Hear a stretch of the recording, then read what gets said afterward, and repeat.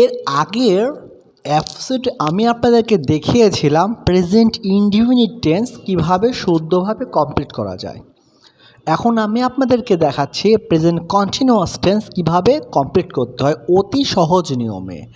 হ্যাঁ, আমরা একটা সময় পড়েছি অনেক আগে তেছো, তেছে, তেছাম এমনভাবে যখন বলা ছিল আমি কাজটি করিতেছিলাম, but at the present time this no this kind of sentence.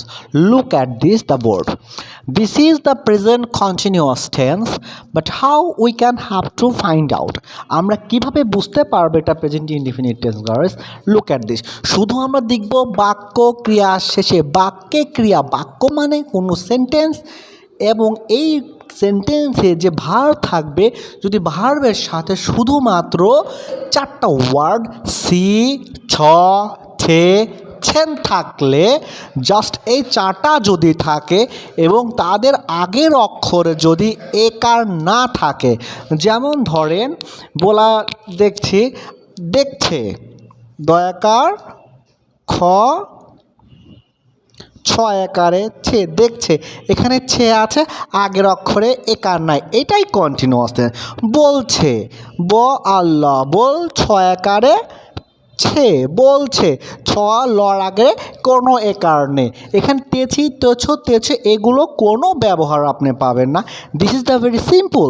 So you will have to understood not only two words, এরকম অগণিত যত ওয়ার্ডস আছে আপনি কমপ্লিট করতে পারবেন। And this is the first and last sentence. এখন গঠন প্রণালী, আমরা মূলত গঠন প্রণালীটা সবসময় একই রকম জেনে থাকি।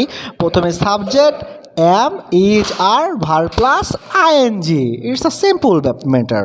বাট যখন আমি এটা নেগেটিভ করব তখন আমরা আগে ব্যবহার করেছি am not, is not, are not, but আমরা এখন তা ব্যবহার করব না। আমরা কী ব্যবহার করব? isn't, aren't অ্যান্ড amn't, যেটাকে বলা হয় ain't, isn't and aren't. So guys, please try to understand. If you face any problem then tell me, সমস্যা হলে আমাদেরকে জানাবেন।